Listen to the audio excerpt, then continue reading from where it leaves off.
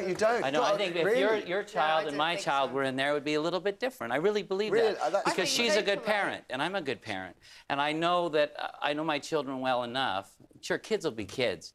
But today, you know, when parents allow their children to sit in front of the television set and play video games and kill each other in this fake world, it does affect how children act.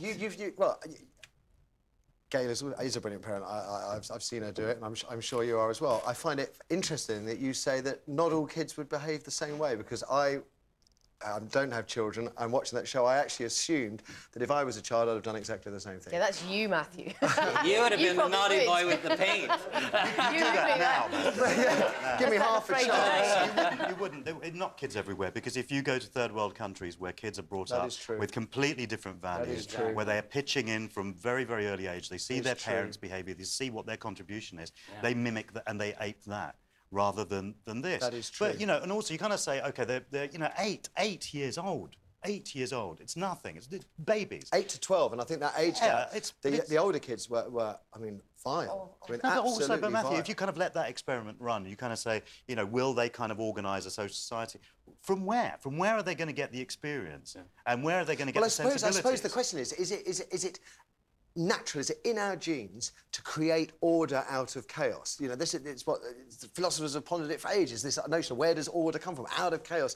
It's how the universe is conducted. Out of chaos comes a universe. If you left these kids alone, would they eventually produce some kind of structure, some kind of meaningful... It would be But isn't that the whole point of the experiment? Really? But we know that, because that's the whole point of having a society where you care for children and you nurture them, you prepare them for adulthood, you prepare them to be able to contribute to good society. They're not born knowing. They've got no idea what society is. And also the production company will have picked children that are going to bounce off each other and kick off each other. You know, it's not a social experiment. It's a very well thought out programme with kids kicking off. You see, there was the Scottish guy, TJ, who was obviously a leader. He's like, right, we're all having the rules. And that's, I mean, that was very Scottish for me, because that's the sort of thing I used to do in my playhouse. I go, right, everybody, I'll be laying the carpet in the playhouse at the treehouse. That's why they called me Snobby Porter. But then also, but you know, they had him laying down the rules, and then the other kids just like kicking off, and then they had one that was the bully. It's been carefully constructed to make it a very controversial programme, and it's worked, as we're talking about it. I think there's very little difference between this and those kind of kiddie pageants that you get, where, you know, you've got pushy parents. It's all tied in with being on television and fame. If those parents had been said, this isn't going to be on telly, and there's going to be 4 kids, and it'll be house, would they have done it? Well, but I hope that the celebrity of this show doesn't allow children that are watching this to think that this is the norm, because it isn't. There's a lot of great parents out there. And you know what? If a production company weren't picking for shock value, I think there would be quite a different story in there, because there are some great parents out there that are teaching their kids well. OK. Wow, lots of stuff to talk about. Let's see what you make of this show, Boys and Girls Alone, Amy. We've got a really interesting call. From their parents, away from their guides, their mentors, the people that lay down the rules, will they revert to anarchy? And it seems to me that, certainly judging on this, that they will. They'll throw all those rules out the window. I think it depends on the training of the child. I think it depends on how... Like in my case, we know our family's rules. And if those are drilled into the child enough, and they really abide by those rules, I'm OK for them to go on their own and have their mettle tested. But obviously they've picked children that don't really have a set of values or what they believe in and how they are to act and relate with other people. And again, that makes apparently good television for by some people's standards. You'd be 100% confident that children aged 8 to 12, if they were well brought up, would not revert to some kind of sort of animal behaviour. You think that they would stand by... I think kids will be kids, but I think when the chips are down, if I've done my job as a parent, they will know they're not going to swear. They will know they're not going to defame somebody else's property. They know that they're not going to berate or belittle any other child. But that's the way I would expect my children to conduct themselves. And I wonder how many of the parents, though, who put their kids in that would have said the same thing before they went in. You know, my children know how to behave, that they will behave. Yeah, but again, I think a lot of these programs go for the shock value. Yeah, I mean, I'm very mindful of what Gail said. I mean, this is not a random selection of children. It is a very much, you know, defined, chosen set. Sure. Interesting stuff. Thanks for your views, and thanks for your calls as well.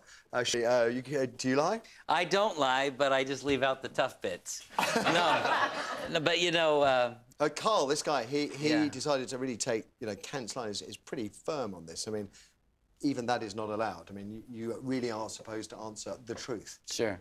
Well, I have kind of a reputation of being a little bit blunt, and it gets me in trouble sometimes. But I think in business, it's critical to tell the truth. You save so much hassle, so many problems if you just tell somebody straight. No, I didn't look at your scripts. I'm sorry. You know, whatever it is, I think you can save yourself and a lot of other people a lot of time and heartache. But I think there's a way of learning how to conduct your life in a way where you can communicate in a way that is not offensive. Like if your wife says, hey, do I look big in this? You just basically say, no, honey, but there's probably a better outfit. There's probably a better choice.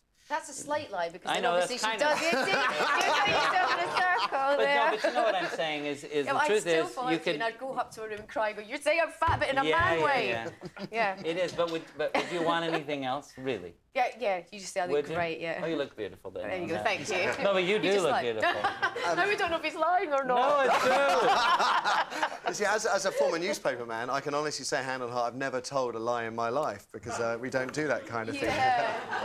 No, we don't. Although they did. Pinocchio, yeah. They did say that someone drop an epitaph for Kelvin Mackenzie, who's a famous editor of The Sun, a sort of harshest tabloid. And his gravestone was going to read, here lies Kelvin Mackenzie, editor of The Sun, and lies and lies and lies. Let's throw it open to you. Could you go? I'd be lying if I said otherwise, but extraordinary, extraordinary. That's your lot for today, folks. A huge thank you to a fantastic panel this morning. I'll say, Jimmy, best of luck. Thank you. It's an honor to be on your show and with you very smart, beautiful people. Thank you. Give it up for the panel, ladies and gentlemen. Tomorrow's show should be a laugh. We've got Ainsley Harriott sitting behind the desk. And if you're at home tonight, don't miss Five's new take on Minder. I've had a sneak peek. 9 o'clock tonight. It's fab. See you tomorrow. Bye for now.